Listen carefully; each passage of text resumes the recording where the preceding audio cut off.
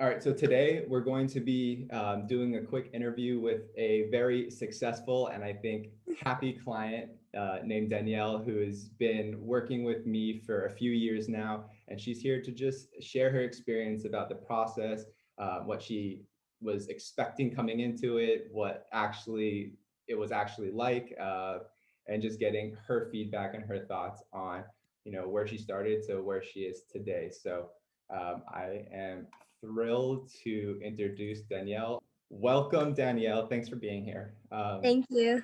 Can you share a little with me about your background, where you were in your career, kind of where you were before we got started working together? Yeah.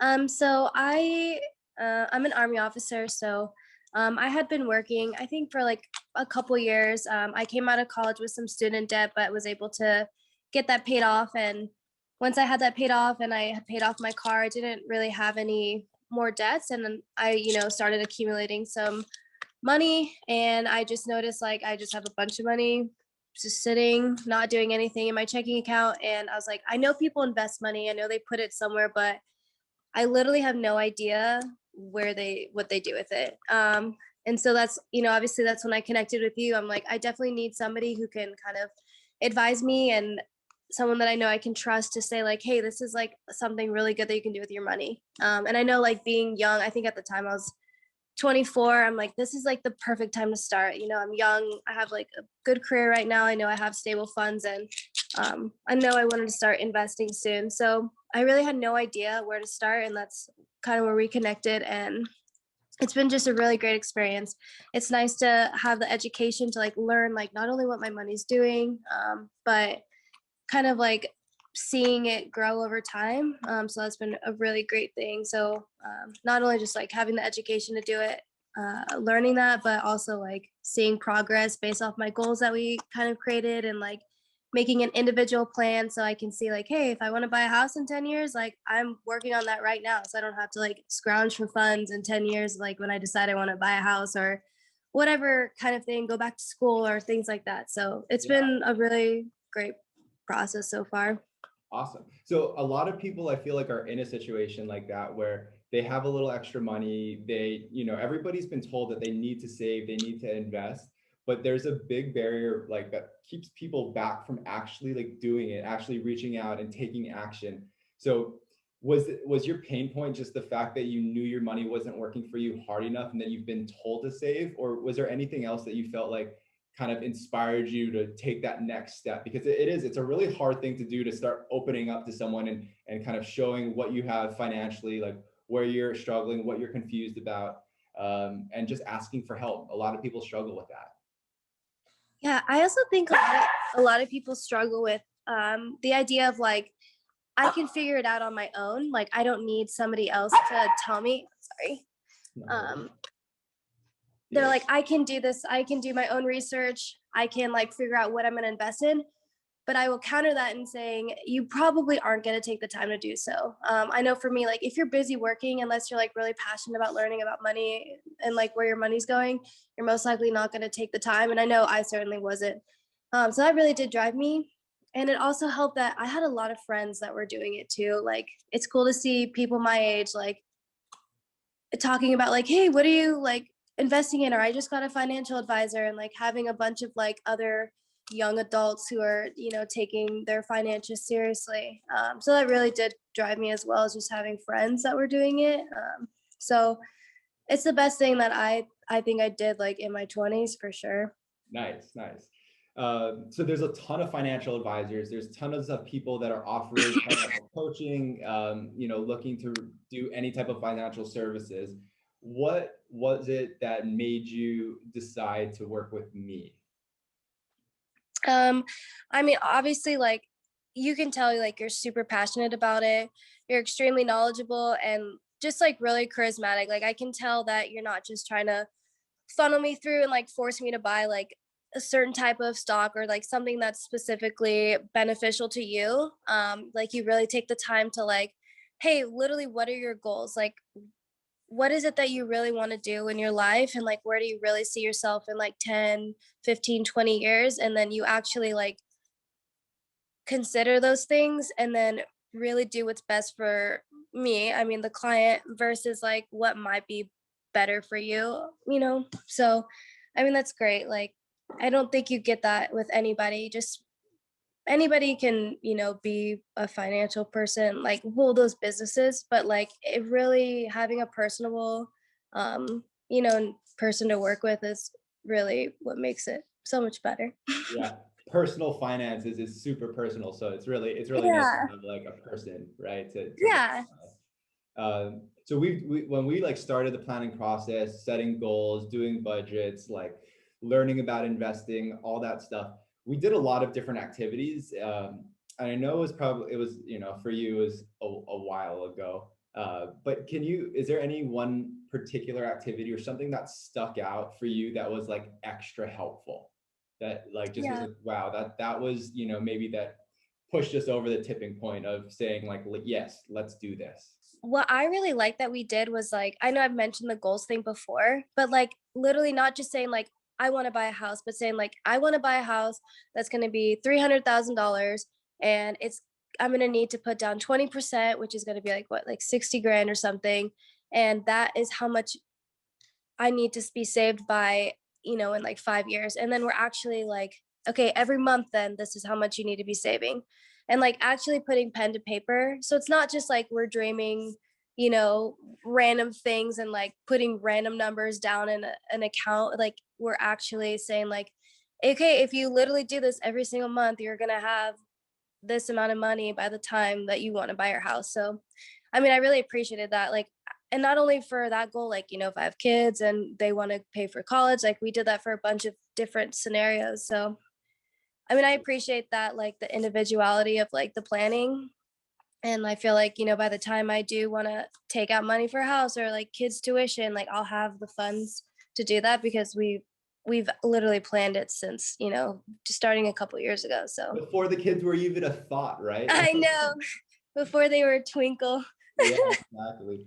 I know it's so important, from my experience, it's so important to connect your goals to a why that's big enough to make you commit to things because, a lot of times it's hard to give up, what you're spending your money on today because there's nothing that's inspiring enough for you to do it. But once you start to realize like, okay, I do want to one day not have to work and I want to be able to send my children to college and I want to be able to afford my not only like a home, but maybe my dream home, right? And if you Mhm, don't, we all think about those things. I think naturally as humans, we, consider our futures a lot, but there's a big difference, like you said, between just thinking about it and then taking time to write them down and breaking big goals into smaller goals, right? Like how many times do daydreams just become a reality versus like when you actually have a plan, goals, a written plan, you assign small goals to them, and then you slowly build up the little wins to get you there. Is I think when you actually turn goals into fruition and like something tangible that's actually something you've accomplished and mhm. not just daydreams and pie in the sky numbers. Right.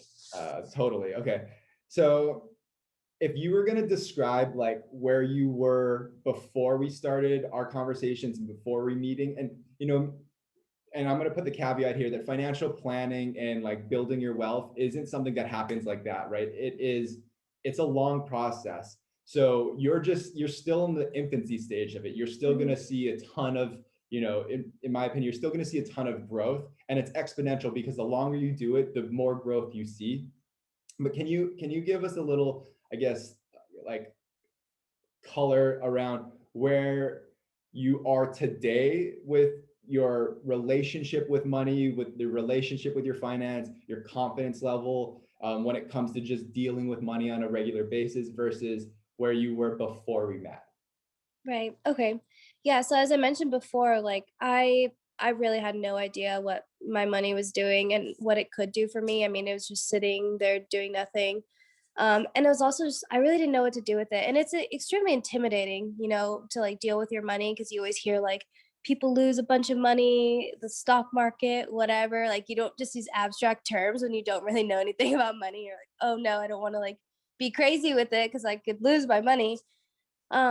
So it's been really transformative working with you because I feel now like I feel so much more confident. Like, okay, yeah, I'm like I'm checking my growth and I'm like seeing how much more I can invest. I was like, okay, now I'm actually being cognizant, like how much extra money do I have each month that I can actually reinvest into myself, or like how much more growth.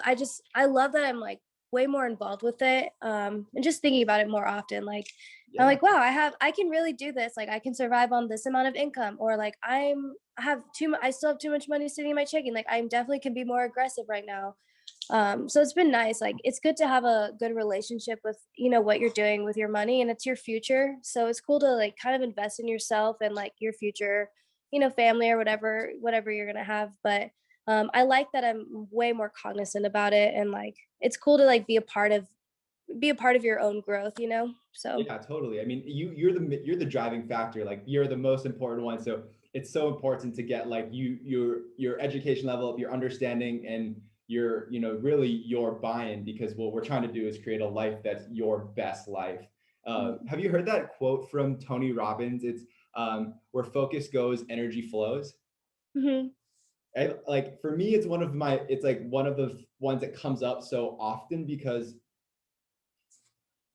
most times when it comes to finances, like if you feel unconfident, if you feel a little nervous about it, the first thing we want to do is avoid it, right? Like we Mhm. don't want to carve out time to like look at our budget, to review our credit card statements, to see how our investments are doing, to understand the fees that our investments are holding.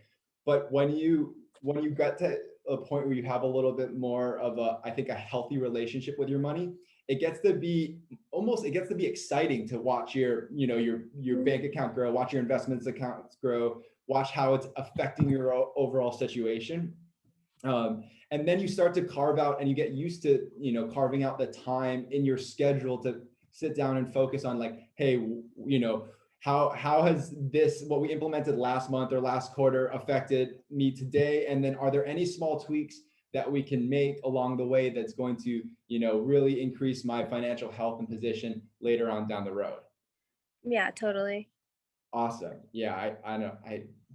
It's such an important thing for people to do, and I'm still trying to figure out what's going to inspire people to actually put their finances first, take care of themselves, invest in themselves, so that one day they don't have to be stressed out about money and can do the things that they really want to do. Oh, uh, so if you were going to sit down and you were going to like maybe refer a good friend, or if you were going to speak to someone who's on the fence about booking a call with me, knows that they might need to save a little bit more, they might need a little bit of help, but they're not really sure if they should take that next step yet. Maybe they're worried about how much it's going to cost, maybe they're just feeling insecure about their current situation. Do you have any words of wisdom or guidance, or encouragement for someone who's in that situation? right. I mean, obviously, I'd say absolutely do it. I think always trust somebody whose job it is to do something that you most likely can't do as well yourself. Um, it's it's so cool to like work with somebody, like, and if you want to learn yourself, that's totally cool too. Like I think you provide varying levels of like hands-on, I guess, with the money. So it's like if you want to have it completely controlled, or if you don't, or if you just want to learn, or if you want to get out of debt, there's no minimum to start. There's no like you have to be super rich, or I have to have a ton of extra money every month. Like you literally can start like come as you are, like however however you are. Like it's cool. Like, do you want to earn money that's like not money that you put in? Like I love seeing interest on accounts. Like where does this money come from? It's just crazy to me. It's awesome. Like it's just things that I know personally. I feel like I'm pretty smart. I just things that I most likely would not do on my own. Um, I mean, I would highly encourage it. And like even just giving it a try, like having a meeting, getting the information, educating yourself to see like, is this something I want to do? And then make the decision for yourself. Like, but give yourself the opportunity to like have the research and the knowledge about it before you like blatantly disregard it, because you might be surprised like the amount of things that you can get out of it. That's I think like some people are like it is intimidating, it is like sensitive dealing with money. So I would say like just at least get the information, because you just never know. You never know how big you can grow unless you try. So that's what I would say. Yeah, absolutely. Yeah, you really sometimes you don't know your full potential and you just don't know what you don't know. And like you said, if it's not a good fit, it's totally fine, right? Like that's it's the goal isn't to have every single person join the program or work with me. The goal is to spread financial literacy, increase people's financial health, and people come from all different sides of the spectrum, you know. Like you said, um, you know you could do it, right? You're super smart, you're super capable. If you wanted to take the time to do a deep dive and figure all this stuff out by yourself, you could do it. But that means that you're giving up time spending like with your dogs, with Right. family, spending on your work, right? And if you don't actually enjoy looking over the numbers and thinking through your goals and asking, you know, the hard questions and really, really holding the mirror up and taking a true look at yourself and your finances, then you know, maybe it's a good fit, maybe it's not. But there's, like you said, there's a you don't know what you don't know, and you should just give it a shot, I guess, because some of the biggest mistakes people make are the ones where they don't take any action at all, Yeah. and let time pass them by, and then a decision is made for them without them actually making the decision themselves. Mhm. Yeah, Awesome. no, especially for young people, like, I think, young people, like, we're afraid to it's hard to visualize the future sometimes because it's like it seems far away and it's like, well, why should I spend this amount of money now when I can like buy a concert ticket or I can buy a new car or I can like buy a boat or whatever it is that you're wanting to do with your money, but it's like I think the cool thing too is it's like we're not only planning for when you're 65 and retired. Like we're also planning for like, when you're 30 and you want to go back to school or when you're 40 and you want to buy your house. It's like every stage of your life we're planning for. It's not just like when you're 65 and retired and you're old and you're like, well, I won't be able to go to the Bahamas when I'm 65. Well, you probably can, but skydive or whatever it is that you want to do. So I think that's cool. It's like it's every stage, every season of your life. So I would, Yeah, yeah.